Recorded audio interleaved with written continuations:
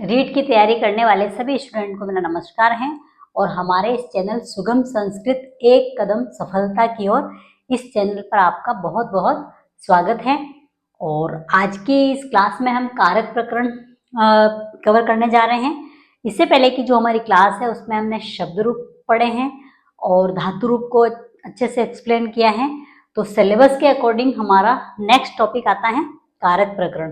अगर आपने previous video नहीं देखे हैं तो जरूर देखिएगा, उसकी लिंक आपको यहीं डिस्क्रिप्शन बॉक्स में मिल जाएगी। तो चलिए शुरू करते हैं कारक प्रकरण।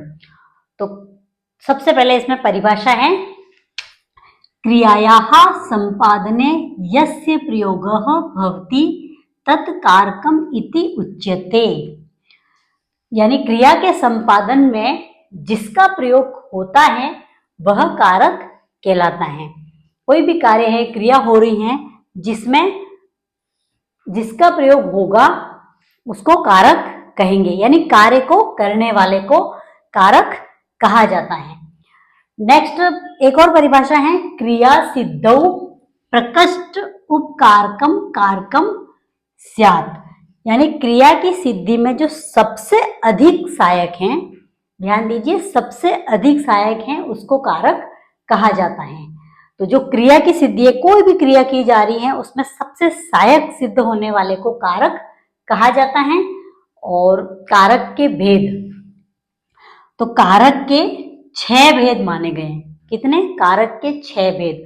उसके लिए एक श्लोक बना हुआ है, कर्ता कर्मम च करणम च संप्रदानम तथैव च अपादान अधिकरणे इत्याहु कारकाणि षट्। मतलब कर्ता, कर्म, करण, संप्रदान, अपादान, अधिकरण, ये 6 कारक होते हैं। अब देखिए 6 कारक होते हैं।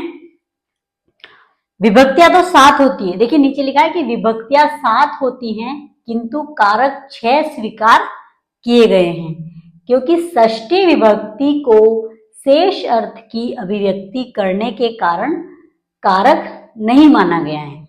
तो विभक्तियां 7 होती है, हम सभी जानते हैं, प्रथमा से लेकर के सप्तमी तक, और कारक 6 हैं। तो वो कारक 6 क्यों हैं उसका भी यहाँ पे बताया कि षष्ठी विभक्ति को शेष अर्थ की अभिव्यक्ति करने के कारण कारक नहीं माना गया है। तो शेष अर्थ की अभिव्यक्ति क्या होती है, उसके लिए एक सूत्र है, षष्ठी शेषे, यानी षष्ठी शेष अर्थ की अभिव्यक्ति करती हैं।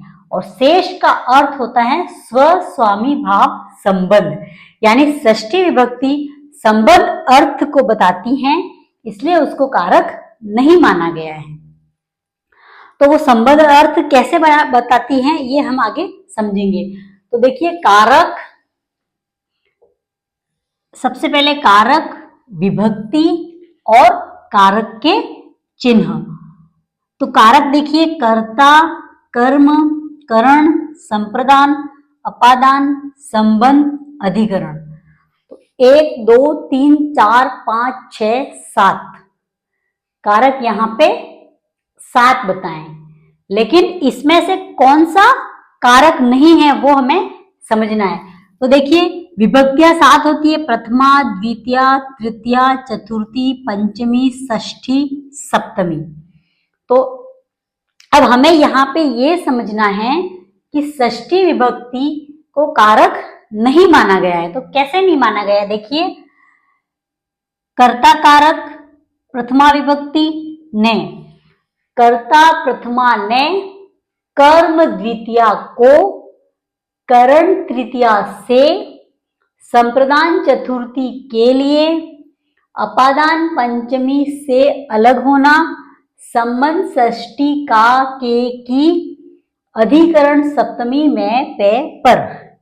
तो कोई भी कारक, कर्ता कारक है, उसमें विभक्ति कौन सी लगेगी? प्रथमा, और उसका चिन्ह आएगा ने, यानी कोई भी शब्द हो सकता है, जैसे राम, श्याम, इस तरह से वो कर्ता होगा, कार्य को करने वाला, और उसमें प्रथमा विभक्ति आएगी। द्वितीय विभक्ति कर्म कारक में लगती है को, यानी किसी को कुछ भी बताना, कार्य बताना। कर्म, जो कर्म है ये तो कार्य को करने वाला, और ये कार्य है कर्म जिसमें द्वितीया विभक्ति लगेगी। करण तृतीया से द्वारा, करण में तृतीया विभक्ति लगेगी। से द्वारा मतलब किसी के द्वारा। मैंने दूध से चावल खाए, मैंने पानी से मुंह धोया, तो उस से द्वारा किससे मुंह धोया, तो पानी से मुंह धोया। चावल किससे खाए, तो दूध से चावल खाए। तो किसी के द्वारा कोई कार्य हो रहा है तो उसमें करण कारक तृतीया विभक्ति लगेगी। संप्रदान चतुर्थी के लिए, हम कोई चीज किसी के लिए दे रहे हैं तो वहां पे संप्रदान कारक और चतुर्थी विभक्ति लगेगी। अब कैसे दे रहे हैं, तो हम गाय के लिए रोटी देते हैं, तो किसके लिए देते हैं, तो गाय के लिए। भिखारी को कपड़े देते हैं, तो किसको देते हैं, तो भिखारी के लिए कपड़े देते हैं। तो किसी के लिए कोई कार्य करना, वहां पे संप्रदान कारक और चतुर्थी विभक्ति आएगी।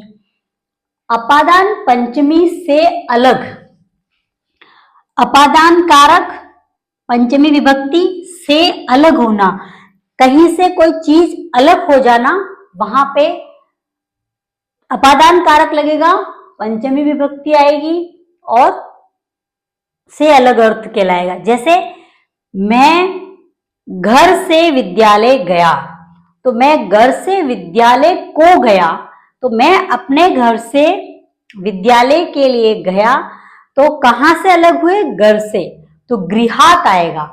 पेड़ से पत्ता गिरता है, तो कहां से पत्ता गिर रहा है, पेड़ से गिर रहा है, तो वृक्षात आएगा। जहां से चीज अलग हो रही है उस जगह में पंचमी विभक्ति आती है और अपादान कारक लगता है। अब संबंध जो कि शेष अर्थ की अभिव्यक्ति करता है, इसलिए इसको कारक नहीं माना गया है। इसके चिन्ह है का, के, की। संबंध अर्थ की अभिव्यक्ति करती है षष्ठी विभक्ति, इसलिए इसको कारक नहीं माना गया है। ये बात हमें याद रखनी है। तो राजा का पुत्र वो संबंध हो गया, उसमें कोई कार्य हो नहीं रहा है। रानी का भाई, राजा का पुत्र, राम का बेटा, जो भी अपन संबंध बता रहे हैं उसमें षष्ठी विभक्ति आती है और षष्ठी विभक्ति शेष अर्थ की अभिव्यक्ति करती है, इसलिए इसको कारक नहीं माना गया है। फिर आती हैं अधिकरण सप्तमी में पे पर। अब अधिकरण कारक होगा, सप्तमी विभक्ति आएगी और उसमें चिन्ह है में पे पर, यानी टेबल पर पुस्तक रखी है। तो कहां पर रखी है, आधार क्या है, अधिकरण टेबल है, तो टेबल पे सप्तमी विभक्ति आएगी। पेड़ पर पक्षी बैठा है, तो पेड़ पर पक्षी बैठा है, तो जहां पर बैठा है वहां पे सप्तमी विभक्ति आएगी।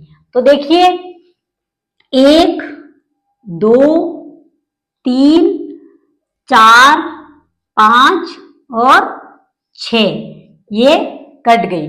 तो कारक कितने माने गए हैं, 6, विभक्ति कितनी है, 7। तो ये चीज हमें याद रखनी है। तो सबसे पहला प्रश्न यहीं से बन जाता है कि कारक कितने होते हैं, तो हमें याद रखना है 6 होते हैं। किसको इनमें से कारक नहीं माना गया है, तो षष्ठी विभक्ति संबंध को कारक नहीं माना गया है। तो इस तरह से हमें ये बिल्कुल समझने हैं। और अब जैसे कर्ता कारक, कर्म कारक, करण कारक, ये सारे हम अब आगे पढ़ेंगे। जैसे कर्ता में प्रथमा विभक्ति आती है तो उसमें कौन से सूत्र लगता है उसके अकॉर्डिंग आती हैं, और उस सूत्र में कौन कौन से वर्ड हैं, उसी पर्टिकुलर वर्ड में प्रथमा विभक्ति आएगी, ये हम समझेंगे। कर्म कारक को समझने के लिए भी कुछ सूत्र हैं, उनको समझेंगे। इसी प्रकार करण, संप्रदान, अपादान, अधिकरण, इन सब कारक को समझने के लिए सूत्र हैं और उन सूत्रों से हम समझेंगे कि ये वाले चिन्ह कैसे उपयोग में हो रहे हैं। तो इससे आगे की जो हमारी क्लास होगी उसमें हम कर्ता कारक प्रथमा विभक्ति यहाँ से अच्छे से एक्सप्लेन करते हुए समझेंगे। तो आप वो क्लास जरूर देखिएगा। और आज की क्लास आपको कैसी लगी ये हमें कमेंट में जरूर बताइएगा। लाइक कीजिए, सब्सक्राइब कीजिए, शेयर कीजिए। इसी आशा के साथ धन्यवाद।